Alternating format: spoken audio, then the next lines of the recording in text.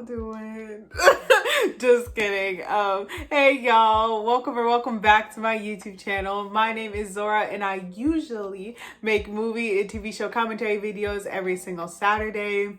I did take a little bit of a hiatus these past 2 weeks just because it was college finals and it was just been too much and the videos wouldn't have been the best. But I am back now.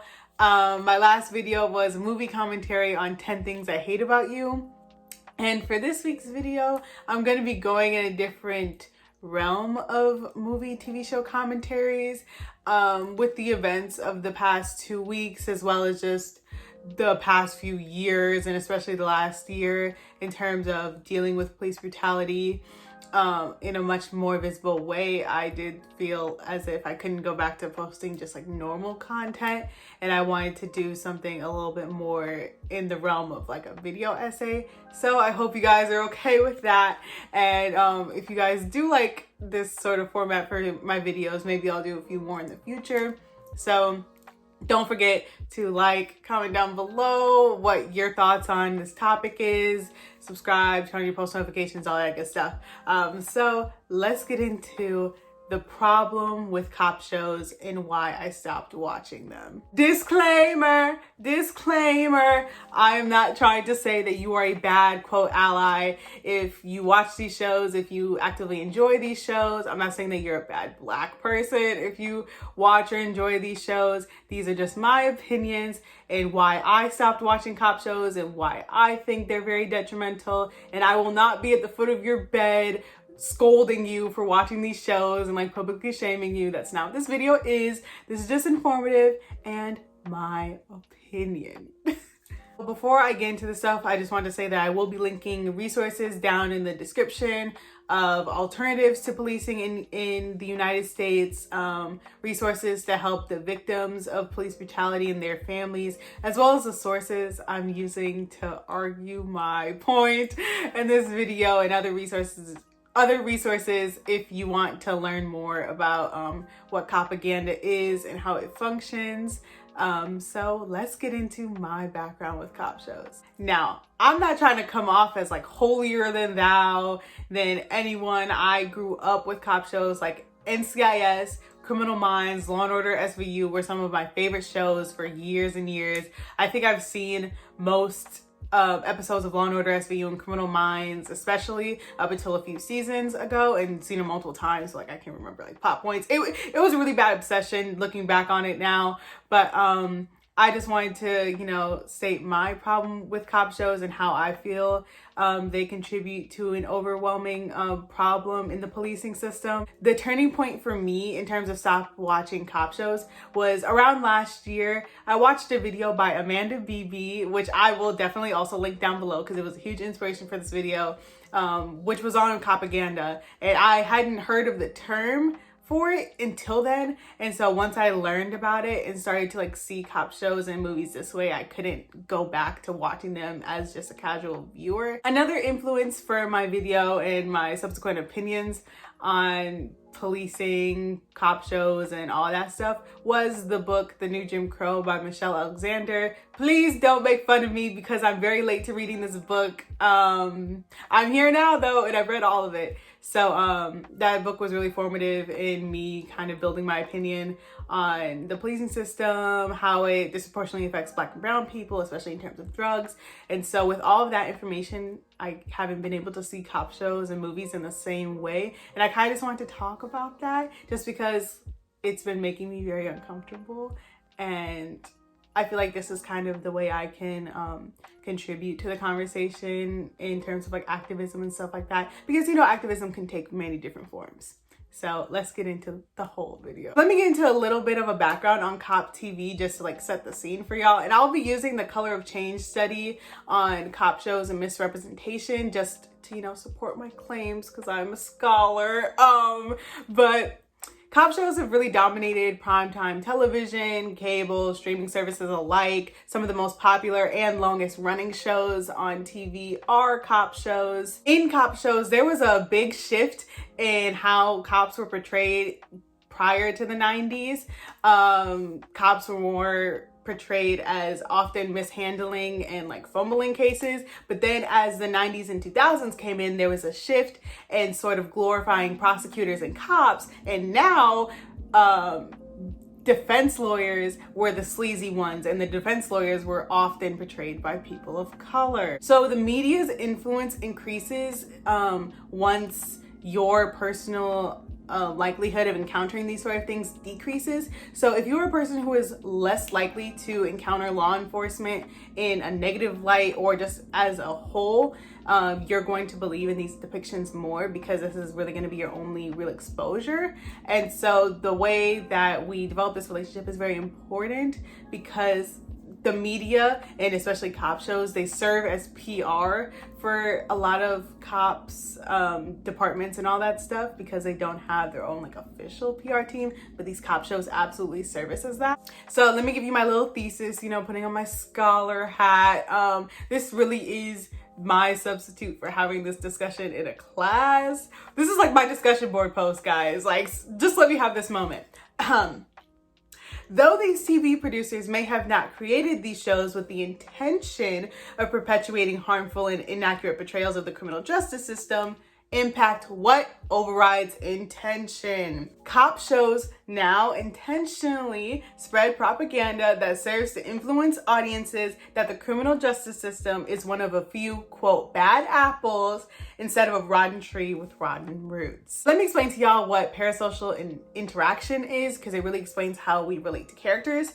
So basically, parasocial interaction is a phenomenon in which people will watch TV shows and they start to identify with characters to the point in which they take on their opinions as their own, and they feel more invested in the integrity of those characters, and so they're less likely to see them as bad people or see their actions as bad because they identify with them and are made to love them. This is why in Law & Order SVU, which I'll be using as like one of my main examples because it's one of the shows I know the most. I'm not trying to harp on Law & Order SVU. The network, please don't come for me. This is just for research purposes only, but in terms of Law & Order SVU, this is why Stabler got the treatment he did. You know, we were made to love this character. I used to really like this character. And then when we saw instances of him committing police brutality and his anger issues, we don't see that as being police brutality. We see that as it being justified because it's a character we love. And now Stabler has his own TV show. Do you see the problem with that? Because we don't identify them, or they want audiences to not identify these behaviors as being a part of the larger issue because we love these characters. So with this approach to portraying cops and having us relate to them and even grow to love them, it shows that any means necessary treatment is acceptable as long as it's done in servicing the crime. We as audiences don't get to see the consequences of their behaviors. Like when we see Stabler beat up a suspect who, let us be reminded, are innocent until proven guilty, we don't think of that as being like, oh my God, Stabler is a bad cop or Stabler is committing police brutality on multiple occasions. We see it as him trying to do what's necessary to solve the crime, which is an issue. And shows like Law & Order SVU treated investigations into cop behavior as being inconveniences and portrayed the people investigating the cops and their behaviors as being the bad guys instead of the cops who are doing the bad things. You see what I mean? So with the study I'm referencing, they have 3 major questions that they're investigating, and let me read them to you so we can be on the same level, you know. Okay, so do these shows accurately depict the criminal justice system, racial disparities, and reforms or solutions for racial disparities? Do these series portray any specific actions or attributes of the system as being the result of racial disparities or routine practices resulting in racial disparities? Lastly, do these series promote just and effective behavioral norms, ergo, good standards of behavior for criminal justice professionals that address racism and its harms in the system? Now, before even going into the study, I could have told you all those questions were going to be answered with a fat no, but you know, I gotta support my claims or else they're just baseless. So I guess I'll do that. So this study examines 26 series across 6 different networks with upwards of 300 episodes that they're examining. And they tracked behaviors in the shows that would lead to racial disparities like racial profiling, coercion, corruption, all that jazz. And so let me tell y'all the key findings.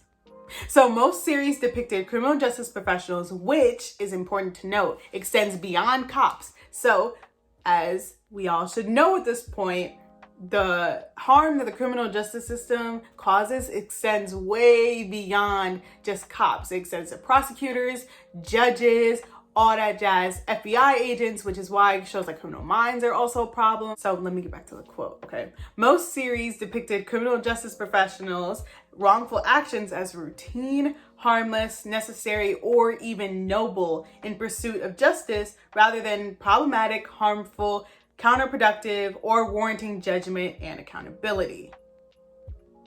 18 out of 26 series depicted, quote, good guy criminal justice professionals committing more wrongful acts than criminal justice professionals depicted as bad guys. When audiences, going back to what I said before, see the good guy criminal justice professional commit bad acts, we are meant to not see them as bad acts because they're coming from people that we have grown to see as three-dimensional people instead of us seeing the victims and their families as being three-dimensional. You know, they get one-off stories while we get seasons, arcs, and sometimes series arcs for these characters. And it's not a fair portrayal on the other side of the spectrum. So in 64% of acknowledging wrongful actions, a person of color or a woman was featured. Now, the study uses people of color as their blanket term, but I'm speaking in terms of Black people. I don't use POC as an umbrella term for Black people. That's a whole nother video. But the norm for these shows was to never challenge these actions. Additionally, several series seem to use people of color characters as validators for wrongful behavior, either as criminal justice professionals doing or supporting the wrongful act, and found that shows that did this the most in terms of committing wrongful acts ended up having Black actors leading the show, like Luke Cage, 911, and How to Get Away with Murder. This brings me to the Black cop phenomenon. There was this TikTok I saw that was like, no matter how bad representation is in Hollywood for Black people, there will always be a Black person portraying a cop. And ever since I saw that TikTok, I have not stopped thinking about it. I mean, on Criminal Minds, Derek Morgan was the only one out of the whole entire group of profilers who was a cop beforehand. And that's just up until that I saw. So if there was another, don't clock me in the comments. That's all I know. So just like in real life, Black criminal justice professionals on TV are not the remedy for the criminal justice system. As seen in these TV show depictions, they end up falling into the same behaviors that their non-Black counterparts do in terms of enforcing anti-Black policies, committing police brutality, and all that stuff. So it's just like how people will say, oh, well, we need more Black cops and other criminal justice professionals to help reform the system, when in actuality, they end up falling into those same behaviors. Like, they still get that same sort of education that is rooted in anti-Black sentiments that leads to police slaughtering Black men, women, non-binary folks, all of them in the streets, you know? So by having Black and other people of color as cops and engaging in this sort of behavior, the root issue being racism is made completely invisible. It is now just the way that cops behave instead of it being rooted in a race issue. Because when a Black cop is brutalizing another Black person that they deem a suspect, it's no longer seen as being racist because the cop committing it is Black. However, it is still rooted in anti-Blackness. Are we following? Another thing that the study found was that victims portrayed on these shows were disproportionately not Black women. And Black women victims only made up around 9% of all portrayals. So let me make one thing very clear. I'm not bringing up that statistic to be like, oh yeah, I want to see more Black women brutalized on primetime television. I'm saying it because Black women in reality, and I say Black women as an umbrella term, I'm also including Black women who are not cis, I'm including trans women, gender non-conforming, everyone under that sort of umbrella term, everyone who's not a Black male.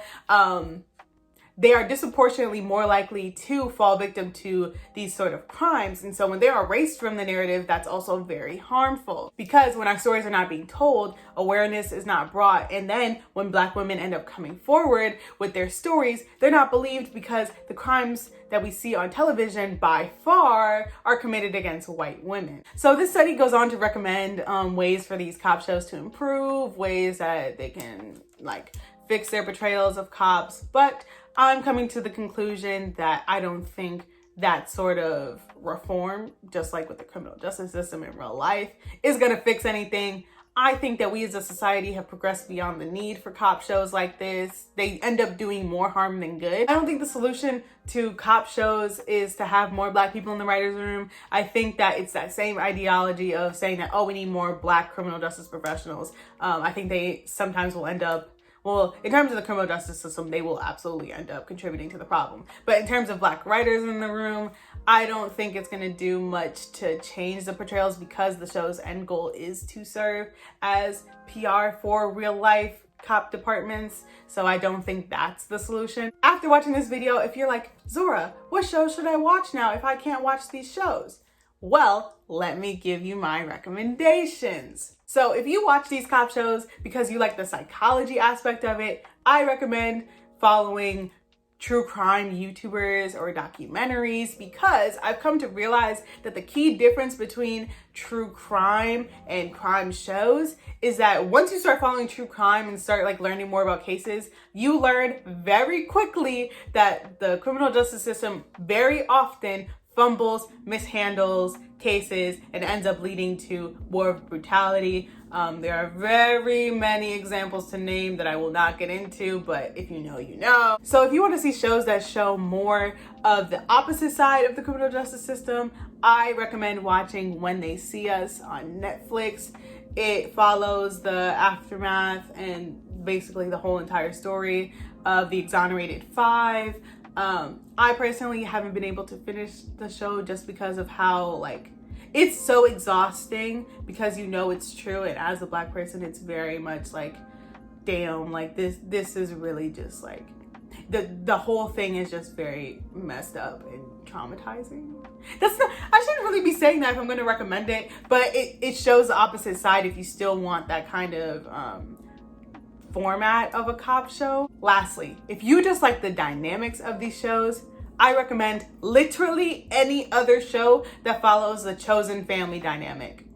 There are so many different shows that you could watch if that's what's drawing you to these shows. Even shows like The Office or Parks and Rec that have that same sort of like office banter, chosen family dynamic, that will fill that void for you. There are so many different shows that have that chosen family dynamic that will serve you better, and you might feel a little bit better about watching them. Thank you guys so much for watching me limit my employability as an actor drastically. No, but seriously, I'm very excited to be back uploading more consistently. I'm done with finals for the most part, so videos will be coming out more consistently. I really kind of like just talking to y'all like this about like, you know, more of like a video essay format and kind of just like examining TV in like a larger sense.